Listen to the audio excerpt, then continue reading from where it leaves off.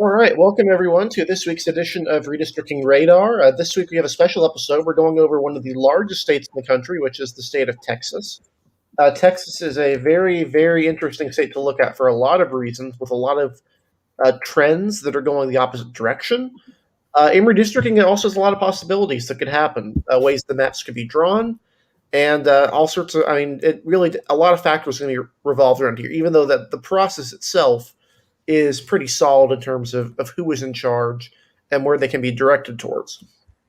So I'll go ahead and kind of give a little bit of an introduction to the congressional situation in Texas. For those who aren't familiar, Texas is the second largest state in the country in terms of population. It is rapidly growing. In fact, it is gaining two congressional districts this cycle after gaining I think three last time. And it was projected to gain three before the new estimates came in, before final results, I should say. Although ultimately did not get the third seat, it's still getting two, which is a pretty big increase for a state that is fairly important in terms of, obviously being fairly large and having a lot of political trends. So let's go ahead and look at some of the maps right here. I'll the first to get into things here. One thing that's worth noting, of course, is that Republicans do control the redistricting process in Texas. The governor, Greg Abbott, is a Republican, and Republicans have decisive majorities in both houses of the legislature. So Republicans will have control over the process. The question is how far they go, what they do. Lots of things to look at. But really kind of looking into things, you kind of got to look at the recent history of Texas before we get into some of the current representatives. You'll notice that Texas has traditionally had fairly ugly maps back in the day. The map from '93 to '97 is a work of art. Honestly, I mean, you can barely see some of these contiguous locations. Dallas Metro doesn't look much better.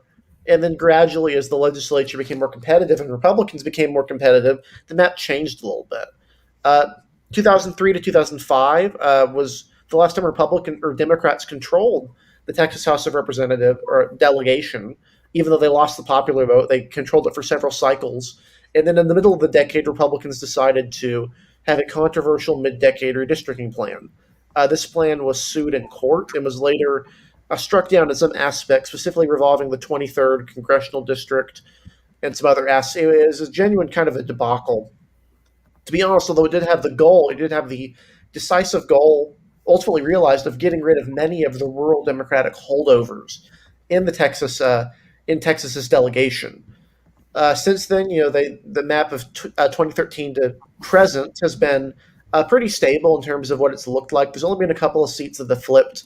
The 23rd district has been perpetually competitive, and then several seats in the urban areas, namely the 7th Congressional District in Houston and the 32nd in Dallas, have also flipped hands. So even though the map was not drawn to be competitive, there have been several seats that have ultimately flipped. So let's go ahead and kind of look through again, a little bit of a closer view here. This isn't a great map, but it gives you an idea of some of these splits here. The most notable aspect of this map is Austin. The city of Austin is split multiple ways in this map. In fact, I believe it's split 5 ways. It's really a incredible decision that was made here by Republicans in terms of the audacity of it, and it's almost hit them. It almost came back to bite them, although they've narrowly avoided it in recent elections, and are going to be a little bit more probably conservative in how they do things this time. Since there are a lot of members of the Texas delegation, we'll go ahead and just go through a few of them. We're not going to go through the entire list. We'll kind of explain some of the major ones that are notable and that will have districts that are interesting or that are just notable in general. District number 1 is infamous because of its representative. Louis Gohmert is a very, very conservative Republican. He's had some controversies over the years, some more legitimate than others. He's had some insensitive comments. The one that he was unfairly attacked over was when he voted against an anti-lynching law. He did this because he felt the law was insufficiently punishing of those who commit lynchings. He felt it should be a federal death penalty offense. So very, very, very conservative figure traditionally. The 2nd district, which is this infamous district in Houston, kind of stretches around Harris County and into some of the downtown areas, is represented by Dan Crenshaw. Again, this is a competitive district on paper. Although Crenshaw has had a very good showings in both of his runs in this district. He's not really faced a viable opponent in the district. So he's been a very, very solid incumbent for Republicans in a district that has definitely become much more competitive. It went from one that was obviously, years back, one that was very, very, very, very conservative to one that's now marginally Republican at best. In fact, I think if you look at it by congressional district, it probably only went by about 5 percentage points, which is not a great margin, not really a decisive margin. Next up, we got some other ones. Van Taylor from Plano. His district is nominally competitive. In theory, it's been trending, again, one of those 5-10 point districts. Although he is, again, a pretty solid incumbent for the district and hasn't really faced that much opposition. Some additional ones: the 6th District, which is the home of the late Representative Ron Wright, who passed away earlier this year, complications of COVID and existing cancer, has an open seat. The seat did ultimately go towards Republicans in the special election, although the only election will now be determining which of the two Republicans that advanced into the runoff are going to represent the district. You have Jake Elsey and you have Susan Wright, who is the widow of Ron Wright. The 7th is another interesting one. This was a district that traditionally Republican. It was flipped in 2018 by Lizzie Fletcher, and it voted for Joe Biden by a decent margin, although in the Senate race it was much more competitive. In fact, it may have actually been fairly close to flipping in the Senate race. But in the House race, Democrats were able to hold it, despite Republican attempts to reclaim the district. Some additional districts we'll go through right here. Actually, I'm just making sure I have my numbers here correct, because I do have maps of all of these results. Additional ones. Michael McCall, his district includes part of Austin. His district was, again, supposed to be fairly competitive and is within that very competitive threshold, but again, he managed to hold off a challenger from the Democratic Party. Kay Granger is the most Republican or the most conservative district around the Fort Worth area, really.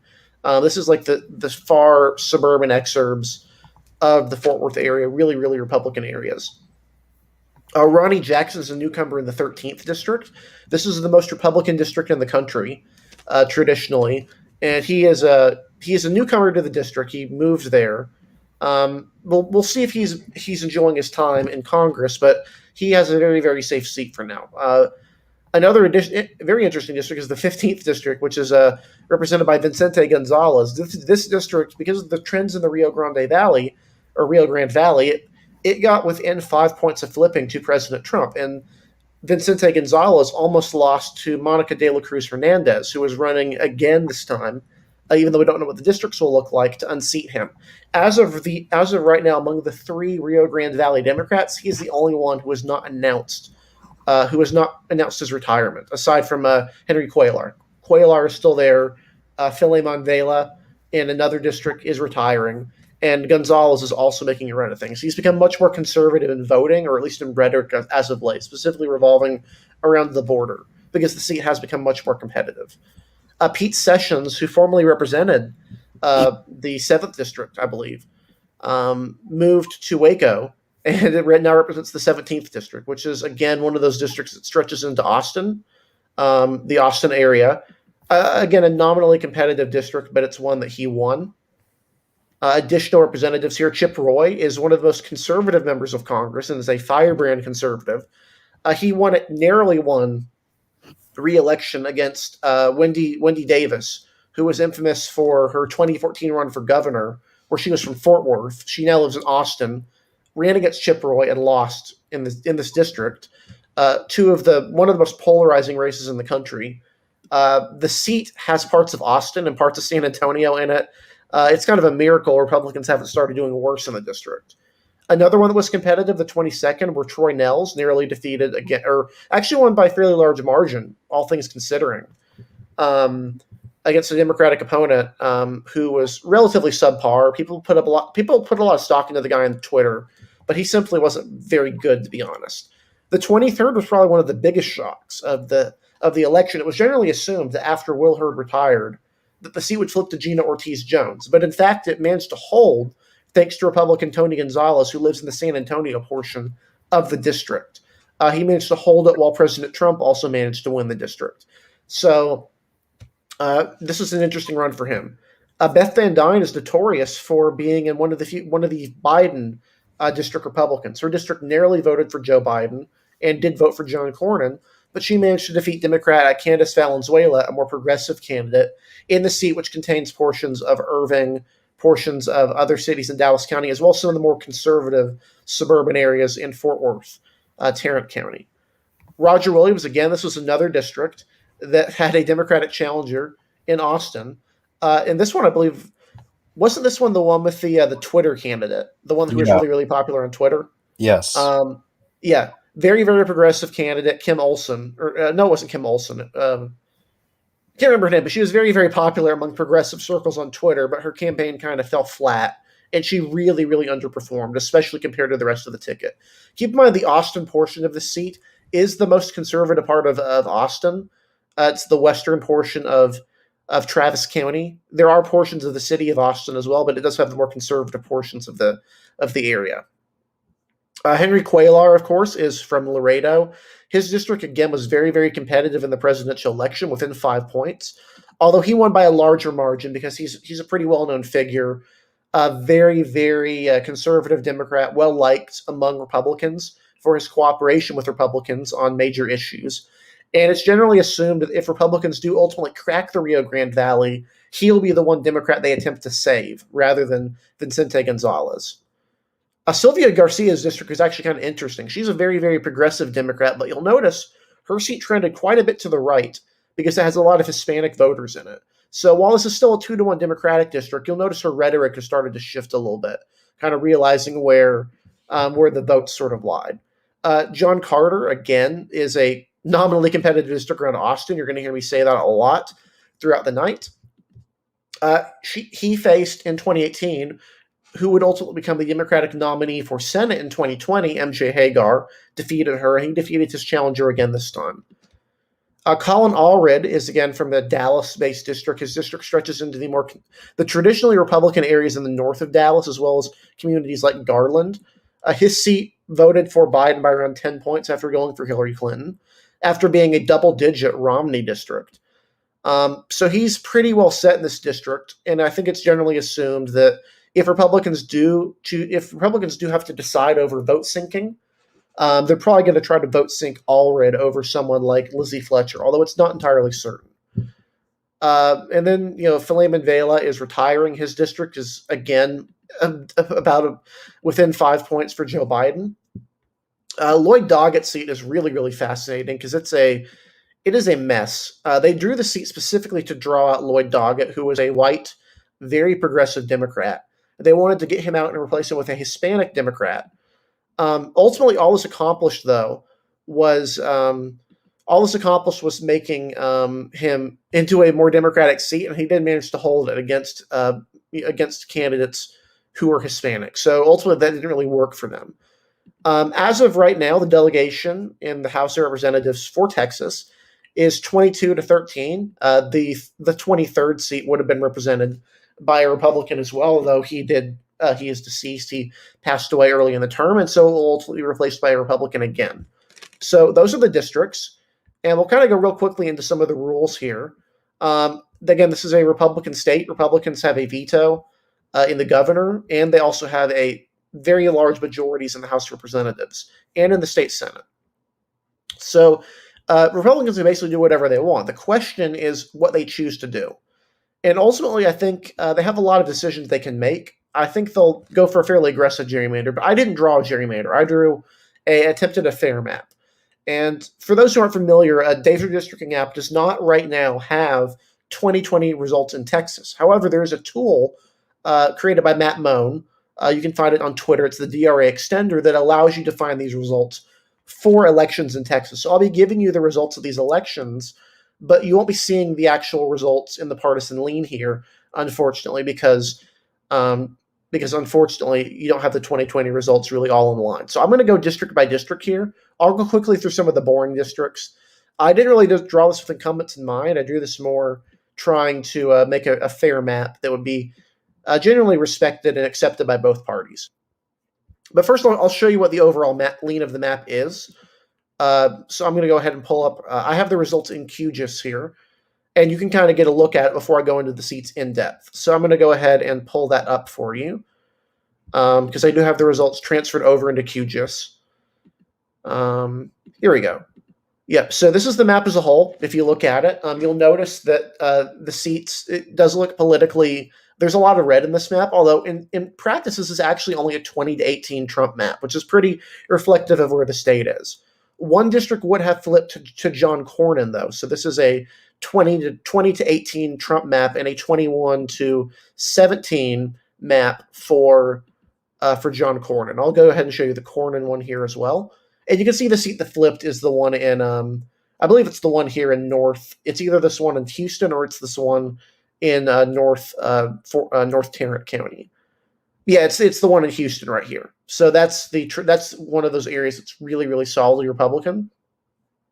You'll notice that there's a lot of competitive districts here. Districts like this one that kind of stretches along the San Antonio to Austin suburbs, the one in Fort Worth, both of these ones in Colin and Denton, Texas. Lots of ones around Houston, and then this one district in the Rio Grande Valley, which stretches from Cameron County up to Corpus Christi. So that's just the broad look at the map, and then I'll go district by district. In response to a comment here, in terms of whether they crack Austin, they are going to do a vote sync. I am certain of this from what I've heard from sources, and also just from basic logic. They really can't eliminate Austin this time. The reason they did this last time was they had a lot of representatives who lived around Austin, and also they wanted to get rid of Lloyd Doggett. There is really very little reason for the lines they did other than to get rid of Lloyd Doggett. In particular, his district made no sense from any sort of reasonable perspective, from a partisan perspective or not. It was literally drawn to just be plurality Hispanic in hopes that they would elect a Hispanic Democrat over a white Democrat like Lloyd Doggett. So I'll go ahead and go back into the map here, show you. So this first district has a lot of the middle of Texas. It has Tyler, Texas, as well as some areas around College Station.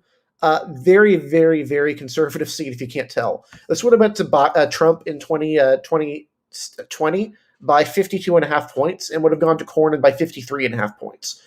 This is only slightly down from 2016 when Trump would have won it by 53.7 points. So very, very narrow trend against him.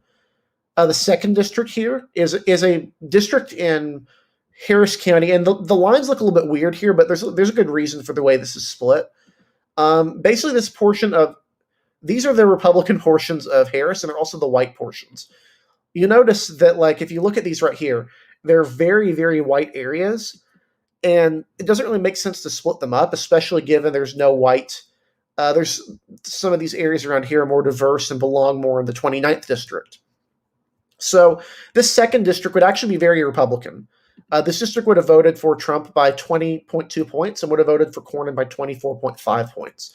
These are both down from 29.5 points in 2020, or 2016, I should say. So this is still a very Republican seat in this map. The third district, which, again, I'm going off the traditional numbering here. This district has McKinney, has Frisco, and it has another city in Dallas. I did keep city lines intact generally, so it has several cities. This seat would be a Republican district again, although very, very more competitive as of late. Trump would have won this by 11.5, Cornyn by 18.1. So Republican, but Democratic trending, I would say. They can be competitive with the right candidate in a couple of cycles. The fourth district here, very, very Republican district. Again, there's not a whole lot to say here about this. This is a Trump plus 50 district and a Cornyn plus 51. So very, very Republican area. The fifth is one I actually quite like. The fifth is basically has Mesquite, which is a Dallas city, as well as counties like Rockwell County, and then other cities that are connected to specifically to the Dallas metro. Technically, the census still considers Dallas and Fort Worth to be two separate metros, and so the counties on this side go with Dallas. And so this district would be in 2016 would have been a Trump plus 35 district. In 2020, this one would have been a Trump plus 27 and a Cornyn plus 30 district. So definitely still very Republican overall. The sixth right here is based out of Arlington. It has portions of Arlington, portions of the Fort Worth area. And the reason it's drawn like this is to protect minority representation. You'll notice here this draws in a lot of minority areas. This is a majority non-white district. It does have all the cities of Arlington and Grand Prairie. This would be in 2016. This would have been a Biden or Clinton plus 14 seat. In 2020, this district would have gone to Trump or to Biden by 24 or 21, I should say, and then to MJ Hager by 17. So definitely a Democratic district. Although I think down ballot, if you were to look at like very very local races, Republicans could still compete at some level. Like they do still have the mayoralty in Arlington, for example. This district would be very competitive. This is the seventh, 2016. This is a Trump plus 3.5 district. Although in 2020, this is a Biden plus 3.1 district and a Cornyn plus 3 districts. This is the competitive swing district in the state. These are the white areas around downtown, and then some other areas around, you'll notice. Very, very competitive district overall. This is a fair fight seat. The 8th district is all of the Woodlands area. So this is all of Montgomery County, which is very, very, very Republican territory. And then other areas, a few other counties around there, plus a tiny little bit of Houston. This, again, is so overwhelmingly Democrat or Republican that it's not really worth noting, although it did see a 6-point trend away from Republicans last time. This went to Trump in 2020 by about 42 points. The 9th district is this seat, which is based around these African-American areas, and is a majority black district. It goes into Houston and it has portions in a Fort Bend County. A very, very Democratic seat, would have gone to Biden by about 55 points, and it would have been much more competitive everywhere else. Although it's worth noting, this is a trend away from Democrats. So in 2016, the seat would have gone to Clinton by about 61 points. So this did actually trend towards Republicans. You'll see a lot of that in Harris County in particular because of minority voters. This is the 10th. This is the new vote sync in Austin. Technically, it's majority non-white, and it's very, very progressive, a very, very progressive district. Biden plus 53. Republicans would not be competitive here, and Lloyd Doggett would probably be very happy in his new Austin-based district.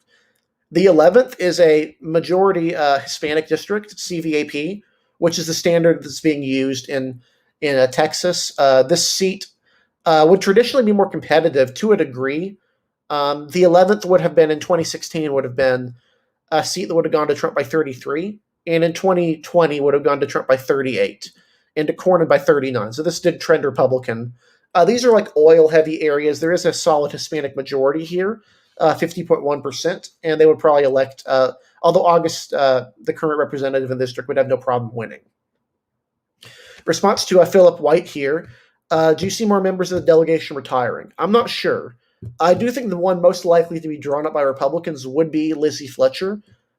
Even if they're going to draw a Republican in there, or even if they're not going to do that, they could still draw a much more minority district. So instead of having a white female Democrat in a progressive area, you would have an Asian Democrat, for example. Could easily be drawn that way.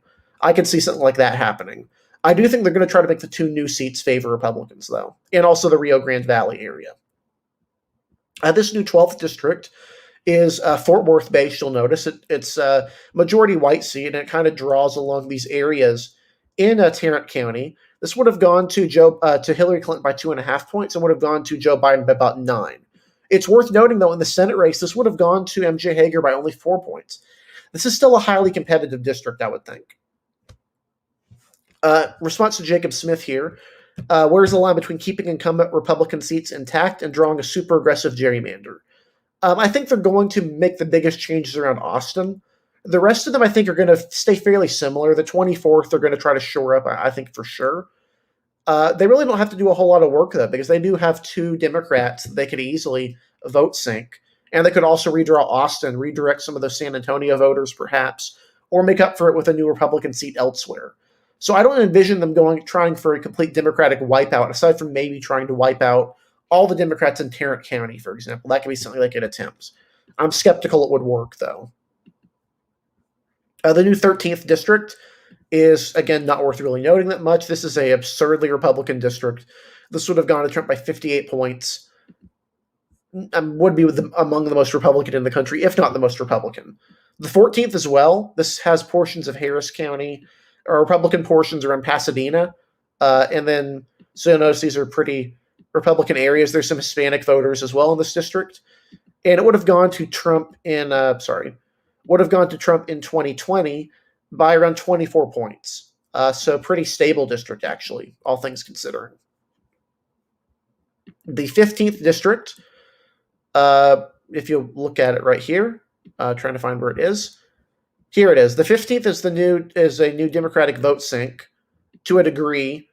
It's located it has portions of Cameron County and portions of Hidalgo County, including McAllen. This new 15th district would have voted for Hillary Clinton by 36.5 points, but it only would have voted for Joe Biden by 15.6 points.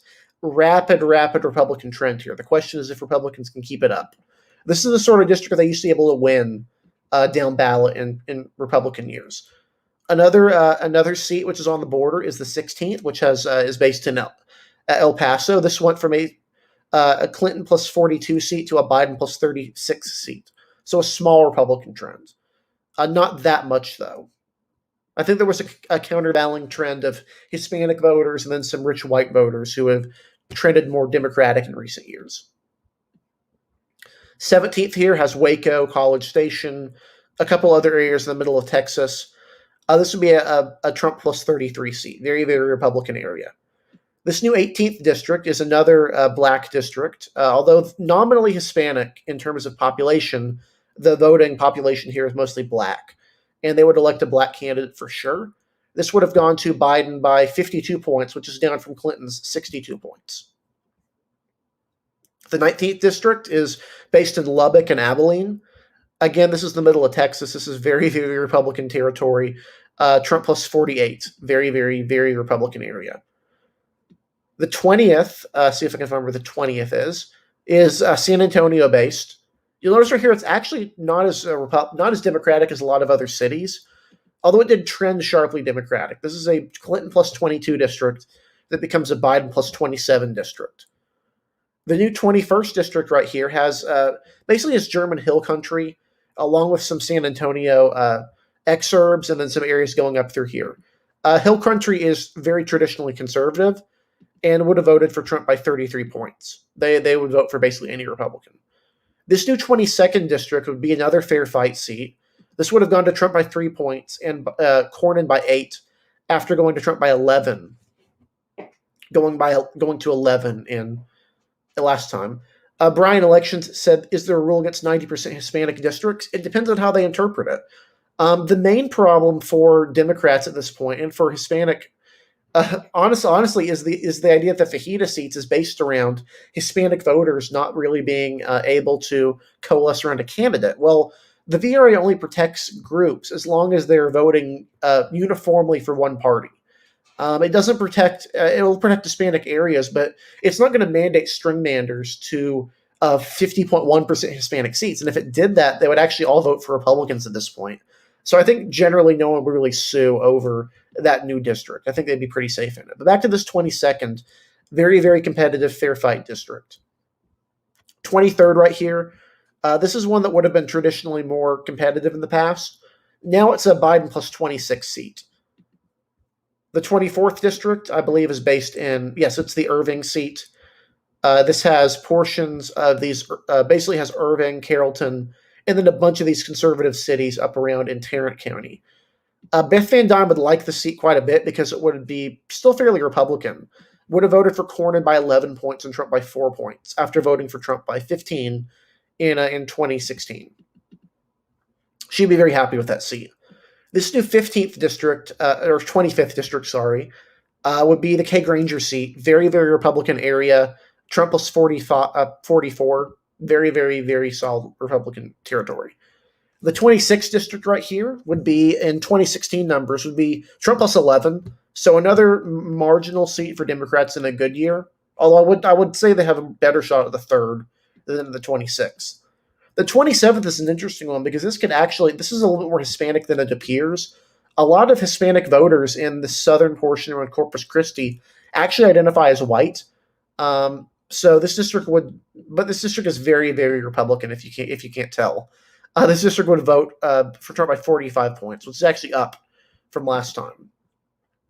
The 28th district right here has portions of Hidalgo County, portions of Laredo, and a few other border communities. This would have voted for Biden by about 11 points, which is down from a Clinton plus 40 map. So very, very bad luck for Democrats right there in terms of how things would go. This 29th is another great example of the trend. This would have voted for Hillary Clinton by 21 points, but it would have only voted for MJ Hager by 13 and for Biden by 16. So definitely a Republican trending part of Harris County, one that could be viable in a wave year with a lower Hispanic turnout. Although I would say this is still a fairly Democratic district on the whole. The 30th district is based in southern Dallas County. This is a majority black district. Because it's a majority black district, it would have gone to Biden by 67 points, although it's down a little bit from 2016 numbers.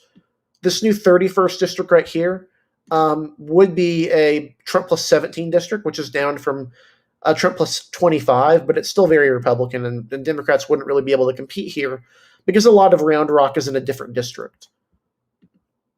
The 32nd district contains Garland and a couple other areas. This would be in 2020 would be a Biden plus 13 district, although would have only voted for Hager by 5.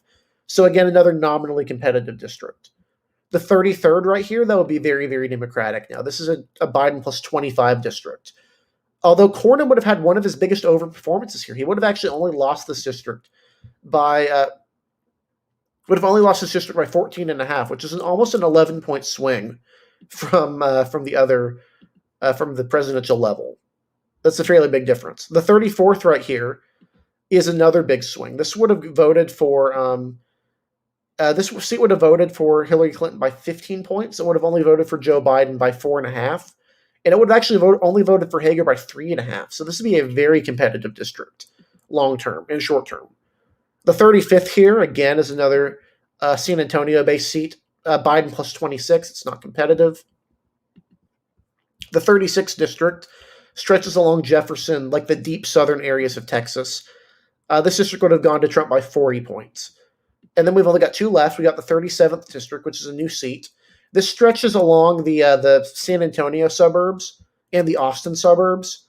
This would be a very competitive seat. This would have gone to Trump by 7.5 points, as compared to him by 15 in 2016. So this would be a Democratic trending seat, probably fairly competitive at some level.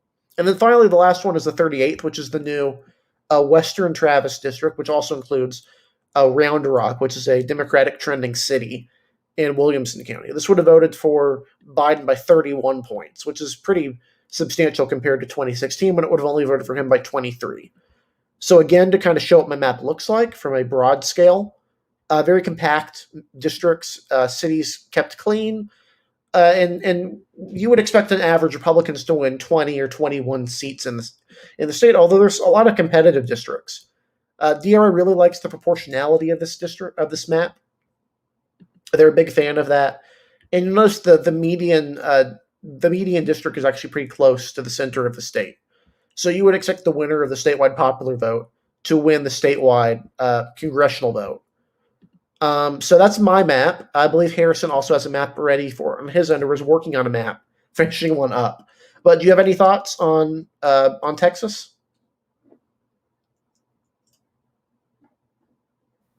Yeah, I can say that I've really grossly underestimated the size of the state of Texas in drawing this map. It's big.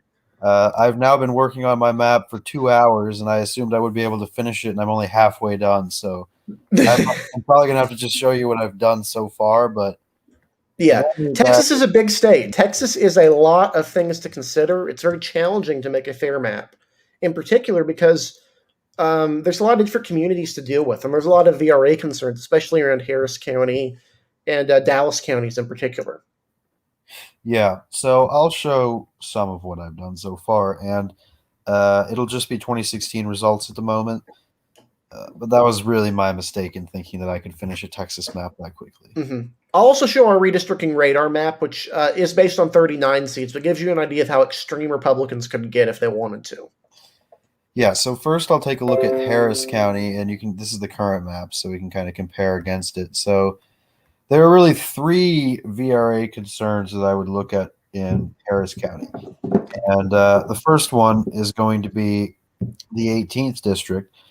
This is the district that's represented now by Sheila Jackson Lee, but she's retiring in 2022, which is a big opening because she's really a power player with the Houston Democrats. But this seat is plurality African American and definitely minority coalition by voting population. So kind of like Al Green's seat down here, you can get it pretty close to 50% black, but anywhere for me between like 44 and 49% black for these two seats would satisfy the VRA requirement. And again, I redrew on my map a substantial part of the 18th. The racial composition did not change, but because Lee is retiring, I figured there would be no incumbency for a worry there, and thereby the Democrats could really just elect someone new. Al Green's seat's very similar, slightly higher African American population. Al Green lives over here in Alief, or however you pronounce that, Alief. But again, the district swings down here to pick up some more African American votes, but ultimately it is still mostly based in Harris County. And yeah, I mean, Al Green's an interesting member. He was really the first member of the House to ever propose impeachment against Donald Trump, and way back in 2017, proposed impeachment against him. And District 29. So this is the last real important VRA one, and this one does have to be majority Hispanic. And if you're doing it correctly, you should easily get it into the mid upper 60s. In terms of the rest of the seats in this district, this is Brian Babin's seat. It doesn't have to stretch into the 36th. I personally changed the way the map looks because I do not like this second district. I prefer, honestly, making the second cup the eastern half of Harris County. And my map is not done, but one of my new seats is going to be in the Austin area or the San Antonio area, roughly around there. The other one I put in Harris County, and I kept the 7th district intact as well. So I'll take a look now at this. Again, this is still a work in progress. I still have a lot left to do, but the Harris County area I've gotten pretty well, and I've accounted for all the VRA concerns. So this section of the map is finished. This 10th district is not finished because Mike McCall lives in Austin, so I have to work on that. But the rest of these are finished, and take incumbents into account. But you can see I really made this second look a little bit better than it does now, and I added one of the two new seats here into Harris County. So let's take a look at this portion of the district, and we're just going to have 2016 numbers, but I'll eventually calculate the correct numbers. So the second district will be the Dan Crenshaw seat. The district essentially now does not do what it does and basically take an ugly trek through these minority or majority minority precincts over to pick up some of these what were more Republican precincts, although now this district is almost a Biden seat. I mean, just narrowly Republican. I mean, if you look at this by 2016 statistics, this was a seat that voted for Romney by double digits. It went to about Trump plus 10. Now it's at like Trump plus 1. So my current seat there, since the 37th and the 7th, since the 7th district is shored up for Democrats and the 37th district would be competitive, I decided to shore up Dan Crenshaw here with a second district that cups the eastern half of Harris County and then stretches up to take in a little bit of the territory in Kevin Brady's 8th. That's a bit unnecessary, mainly because I didn't want to stretch into the 36th because I don't think those communities fit with East Harris, and I did not want to interfere with any of the minority populations in the 18th or 29th districts. So I largely kept the white, more Republican voters here. And you can see now the second goes from what was a Trump plus 10 seat to essentially a safe Republican seat. So even in 2020, while this almost certainly would have been more competitive for Joe Biden, this would still be a reliably Republican seat, at least for another decade, unless the shit really hits the fan for Texas Republicans over the next decade. This district will be fine for at least a decade. So moving on, we're going to go look at the 29th district now. This is our Hispanic seat. So I kept it about where it was, 65% Hispanic. This is 63. Still the same thing, safely Democratic, takes in essentially all of the Hispanic precincts in Harris County. And instead of swinging up and down to pick up these precincts here, I just went up from the bottom and then straight up because Lee is retiring, and I didn't care about incumbency because she's retiring, so I went right through her home base here, and that's how I shored up the 7th and the 29th. The 18th district, even more Democratic. This is the plurality black seat. The current one's 44.4% black. This one's 44.6% black. So it would almost certainly elect a new Democratic successor to Sheila Jackson Lee. The 9th district, really, out of all the districts, this one's the least change. If anything, it's just a little bit cleaner. But again, same thing. I actually made it more African American. I brought it up from about 46 to about 49% black here. So again, safe Republican, 3 safe Democratic seats. My 7th district here is basically just a more Democratic version of the current one. The current seat in 2016 was a narrow Trump seat and then a Biden seat. This district was a Trump plus 9. Sorry, a Clinton plus 9 seat in 2016. So this would be a seat that Biden would win by double digits now. So Lizzie Fletcher would be fine. That seat would be likely Democratic at best in an absolutely horrible year for Democrats. The 37th district is one of the 2 new seats that I decided to put in the Harris County area. And it was Republican in 2016, but not as Republican as the 2nd district. So this seat certainly would be more winnable for a Democrat than, say, the 2nd district, although it would still have a lean toward the Republicans. And then the 10th I'm still working on. Kevin Brady's 8th district seat takes in a little bit of Harris County, but overall, safe Republican seat. There is a big change out here for Brian Babin's seat. It's still safe Republican, but it now takes in Jefferson County. And Jefferson County is traditionally Democratic, but it's been very close in recent presidential elections. Ultimately, I decided that long term it would fit better in the 36th district, and really I didn't want to draw something wacky, and I thought it would look weird. I think the 36th district here looks very compact. I instead split Galveston. Now, what I did here, Troy Nels is pretty much the same thing. The seat still is in Brazoria County. It just doesn't pick up. It's in Fort Bend County. My bad, not Brazoria County. And to compensate for that, it goes to Wharton and Austin County, both of which are Republican. Although the seat is still competitive, it was still a Trump plus 5 seat in 2016. So it would be a competitive seat this time around still. So the Democrats could run a fair fight, even though Troy Nels has proven himself to be a good candidate. The 14th district over here, safe Republican.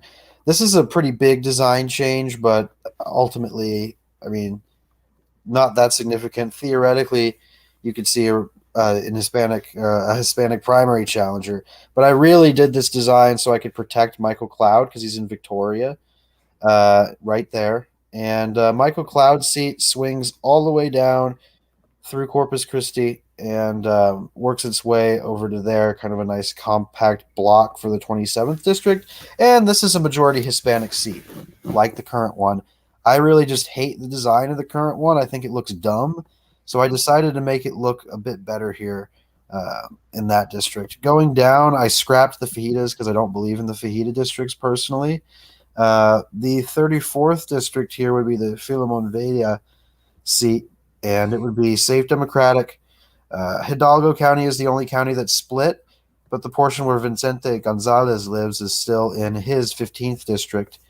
Again, I did not like the concept of having fajita districts stretching all the way up, so I much prefer this right here. This 15th would have been safe Democratic in 2016, and obviously heavily Hispanic. And for the 34th district stats, once again, heavily Democratic in 2016, even more Hispanic. So I don't see why there would be any lawsuits over this, considering, all of the Hispanics clearly have the ability to elect a Hispanic candidate in that. The 28th district is unique. It does not interfere with Tony Gonzalez, who lives in the northern part of Baysar County. But this one swings up. It only takes in a few. I believe that's Guadalupe County and Wilson County, and then swings around southern Bayard County to make it work there. But this is the Cuellar district. It still includes his home base of Laredo. Only part of Webb is split, generally the lesser populated portions of Webb. So this 28th district, it's not as Hispanic as the other districts here, but it's still 61% Hispanic. And I'm okay with this because someone like Henry Cuellar running in this district, which was only Trump plus one, it would be more Republican this time for Trump. But I genuinely believe that Cuellar is enough of a, honestly, conservative Democrat to be able to win a seat like this, or at least keep it competitive, at least in a normal year. So I don't think this would doom him like it would, say, Vicente Gonzalez, for example. And it's mostly Republican, again, because of the Bayard, the southern portions of Bayard County. So moving up, the 21st district isn't finished yet, but it's basically going to include Hill Country, that traditional German Republican element. I have to change some counties around. It won't be perfect, but generally it will include most of Hill Country. I've already got the baseline here. And moving over here to the 23rd district, the 23rd district is actually a seat that I drew to be plurality Hispanic, but to go to the Republicans. So this would shore up Tony Gonzalez, and since the district is minority coalition technically and plurality Hispanic on CVAT, majority on population, Gonzalez would have no issue here and would really never have to face a competitive race again against a Democrat. And Veronica Escobar is over here. The seat is the El Paso seat, safe Democratic. Some more stuff that I've finished up here. This seat is the 11th district, and it is safe Republican, without a doubt. The Jody Arrington seat, based in Lubbock, is also safe Republican. I just made it take in the rest of Wise County and Parker County. Because I'm not done with the Kay Granger seat, but she doesn't live in Parker since she lives in Fort Worth, so I felt no reason to do that. And up here as well, Denton County is split. Michael Burgess has this 26 districts that's similar to Eric's, and the 13th is a Jackson seat. It's safe. 5 and 6 look roughly the same as they currently do. Same with 1 and 4. And then you have 3 over here, which would be a very competitive Van Taylor seat. Now, the Democrats could definitely win that seat, given how the current one has trended. But I am in the process of making the Mark Vasey seat here, which is a plurality Hispanic seat. And then I will draw the Dallas area. And I'm going to have to make some minor changes. But again, Texas takes forever. So.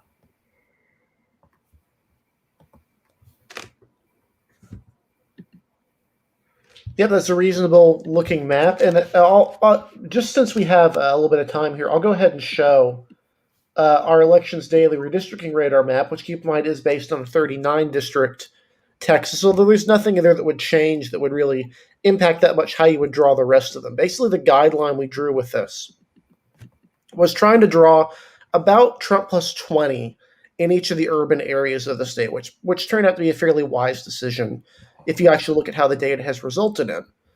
But our redistricting radar map, if you'll notice it, is very, very jagged. It's very, very jagged. But the result is a map where Democrats only win in the 2016 election. They only win 10 seats out of 39. Now, could Republicans be this aggressive in 2020? No idea.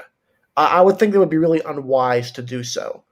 But it's always possible they could do something as crazy as this given their previous map. In my opinion, they would be much more likely to propose something a little bit different that would be a little bit less inherently offensive of a map, to put it lightly, that would keep in a certain number of Democrats while insulating all of the new Republican incumbents and securing Hispanic areas that, if they continue to trend Republican, Republicans could feasibly flip by the end of the decade. I think that'd be a wiser approach for them.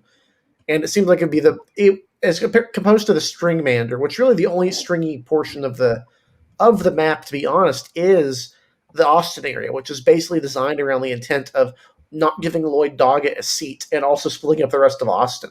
which is a decision they're not going to be making this time, to put it lightly.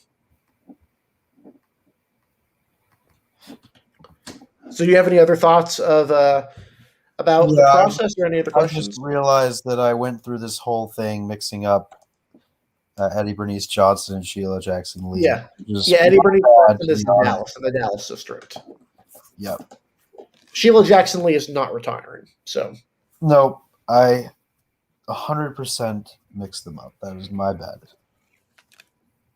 A response to JW, I think the 32nd ends up being vote synced more likely than the 7th, just given how Democratic Dallas County has become.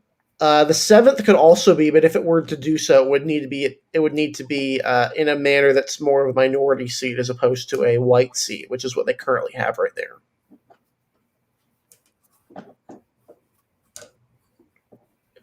Do you think they'll preserve the Doggett seat? I don't think they'll actually preserve the Doggett seat because it messes up the rest of the map, because if you have the seat stretching north, you can't actually connect any of the southern portions with the Austin area if you needed to do that for some reason. It would be easier for them to just sacrifice Lloyd Doggett. Yeah. I mean, you could have 2 Austin Dems and 2 San Antonio Dems, which would be fairly normal. So basically what they could do is they could do 1 Dem in El Paso, 1 or 2 Dems in the Rio Grande Valley, so that's 3. 2 Dems in Austin, which is 5. 2 Dems in San Antonio, which is 7. And then pick 4 or 5 remaining so 3 of them in Houston would be an example, and then maybe 2 of them in the Dallas area. That would be 12 out of 38, which would still expand the Republican majority overall with the additional seats. It would just not be too radical.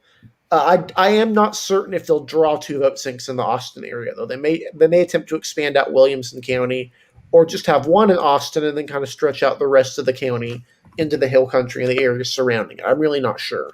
Or they could just decide to draw 1 Democratic seat in the Rio Grande Valley and split out 2 Republican ones from there. That could also be a possibility.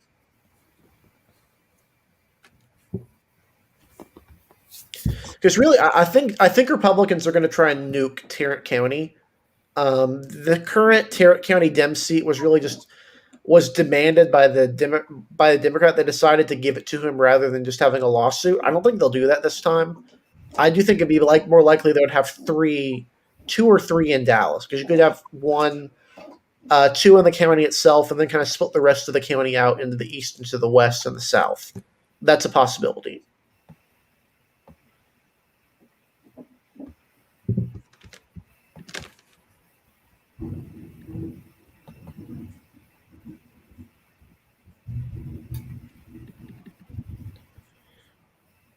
But if there's no other questions, we can go ahead and sign off. We'll post the completed map on Harrison's Twitter account once he's finished with it. Yes, I will. It might take another 3 hours, though, but hopefully not.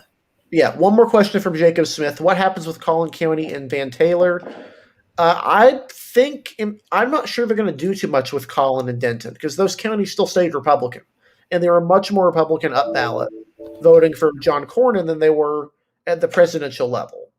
I think they're going to be a little bit more lenient with those. They could maybe combine them with some of the northern counties, though.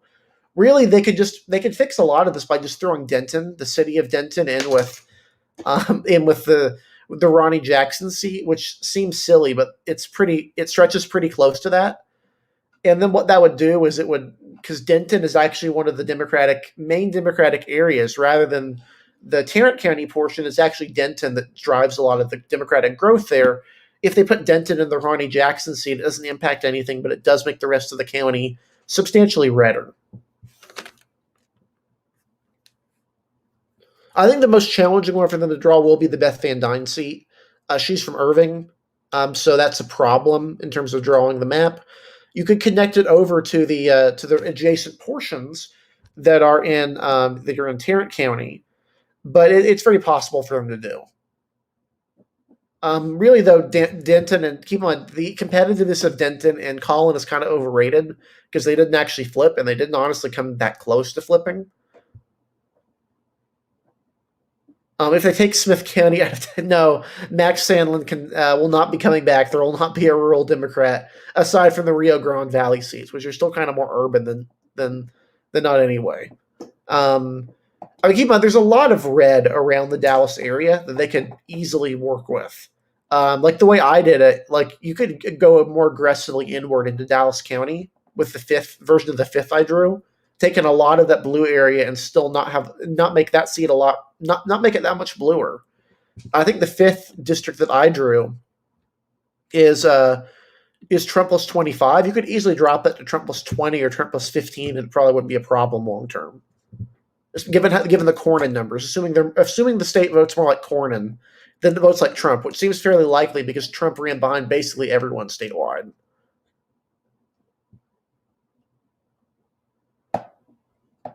Like the average of like Texas 7, Texas 32 are much more competitive at every other level other than presidential.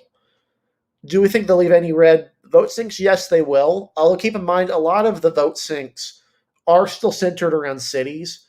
So places like so the reason Texas has 3 districts in the north, in the Panhandle area, one in Amarillo, one based in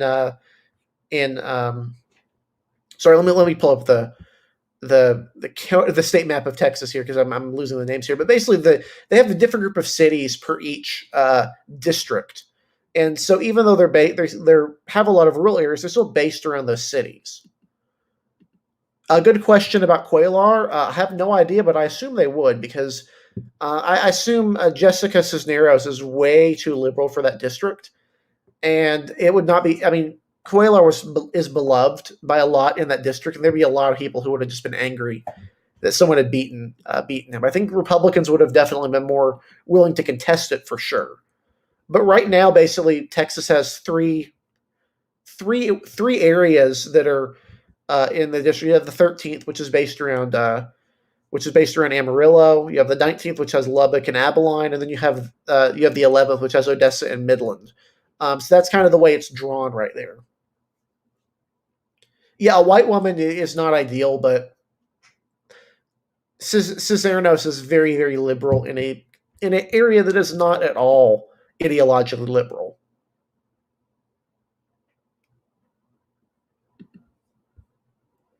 But yeah, I'm going to go ahead and unless there's any other questions, we can close off. We'll post the map on Twitter afterwards. I think I've posted my fair map before at some point. If you haven't already, try out the DRA extender tool. It's a pretty good idea. You can even use it with the current districts. You can take those and see what they look like for the most part. Although, keep in mind, with the DRA extender, you cannot split precincts. It only works if the precincts are unsplit. If you split even a single precinct, the DRA extender will break.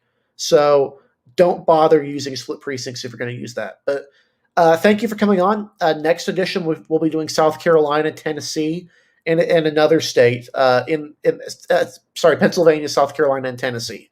So look forward to that episode coming up soon, and we'll welcome you back on the next episode of Redistricting Radar sometime next week.